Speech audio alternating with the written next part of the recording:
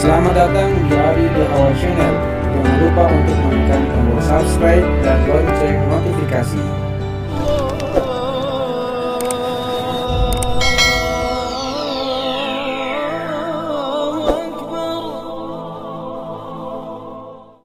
Bismillahirrahmanirrahim. Assalamualaikum warahmatullahi wabarakatuh. Alhamdulillahirabbil alamin. Allahumma shalli ala sayyidina Muhammad wa ala ali sayyidina Muhammad. Saudaraku yang saya cintai karena Allah Subhanahu wa taala, alhamdulillah bisa bertemu lagi pada kesempatan kali ini.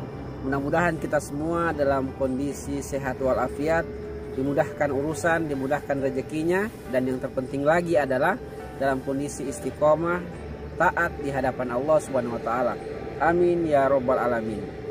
Saudaraku yang saya cintai karena Allah Subhanahu wa taala, pada kesempatan kali ini saya ingin berbagi terkait dengan dua ahli maksiat dan ahli ibadah yang berakhir dalam kehidupannya dalam kondisi yang berbeda dari kebiasaan awalnya.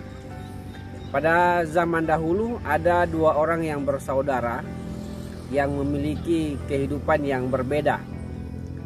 Saudara yang tua punya amalan yaitu sebagai ahli ibadah.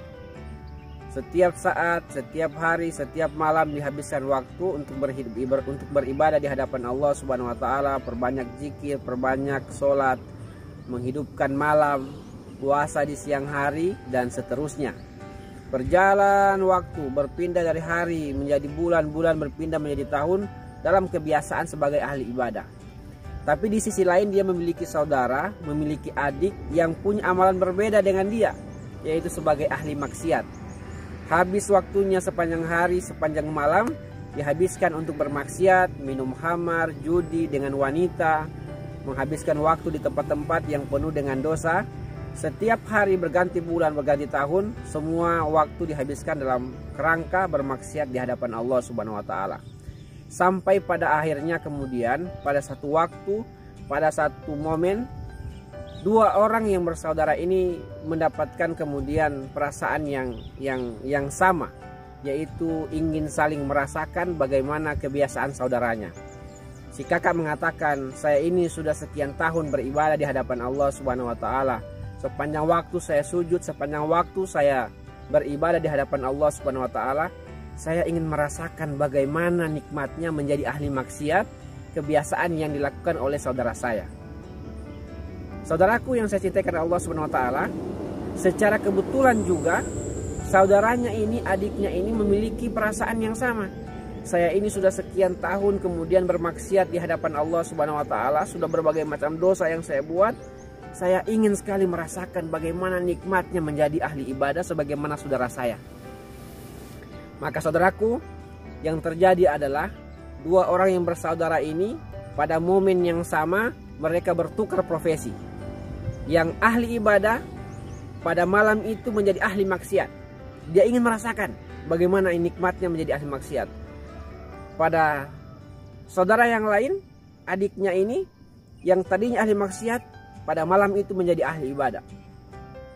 Maka yang terjadi adalah pada kesempatan itu, pada malam itu, ketika mereka bertukaran profesi, ahli ibadah menjadi ahli maksiat, yang maksiat menjadi ahli ibadah, tiba-tiba kemudian terjadi bencana pada kota mereka, dan na'udzubillahi min zalik, keesokan harinya mereka didapati dalam kondisi meninggal dunia.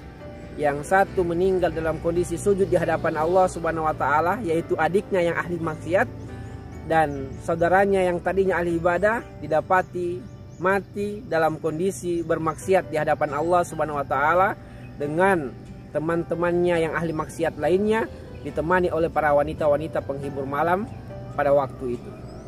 Oleh karena itu saudaraku, yang terjadi adalah mereka berakhir dengan kebiasaan-kebiasaan yang mereka lakukan di akhir. Yang ahli ibadah mati dalam kondisi su'ul khotimah, yang ahli maksiat mati dalam kondisi husnul khotimah. Apa hikmah yang bisa kita ambil? Hikmah yang bisa kita ambil adalah jangan bersedih dengan kondisi kita saat ini.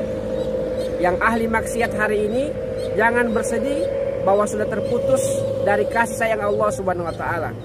Bahwa kita yang bermaksiat hari ini masih punya kesempatan di hadapan Allah, Kalau kita punya keinginan untuk bertaubat di hadapan Allah Subhanahu wa taala, kita mohon sama Allah, insya Allah sepanjang bumi belum dihancurkan, dunia belum kiamat, nafas belum berakhir, maka pintu taubat akan senantiasa terbuka. Dan bisa jadi kalau kehidupan kita yang dulu kelam, begitu hitam penuh dengan dosa, ketika kita balik kepada Allah Subhanahu wa taala, insya Allah kita akan menjadi pribadi yang husnul khotimah sebagaimana cerita tadi. Bagi kita yang sudah taat hari ini, bagi kita yang sudah sujud hari ini, jangan berbangga diri dengan amalan-amalan yang terbaik kita.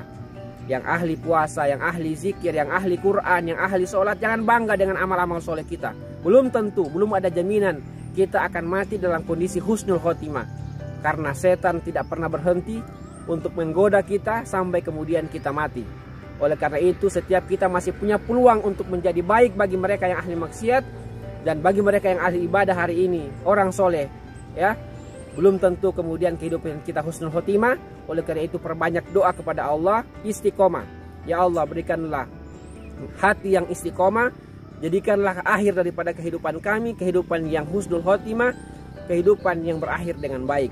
Minta sama Allah bagi mereka yang sudah taat hari ini agar diistiqomahkan di jalan Allah Subhanahu wa taala, agar mati dalam kondisi husnul khotimah. Bagi yang ahli maksiat, bagi yang belum tobat hari ini, minta sama Allah agar diberikan hidayah, dan dalam kondisi kemudian kita pulang di hadapan Allah Subhanahu wa taala, pulang dalam kondisi husnul khotimah pula.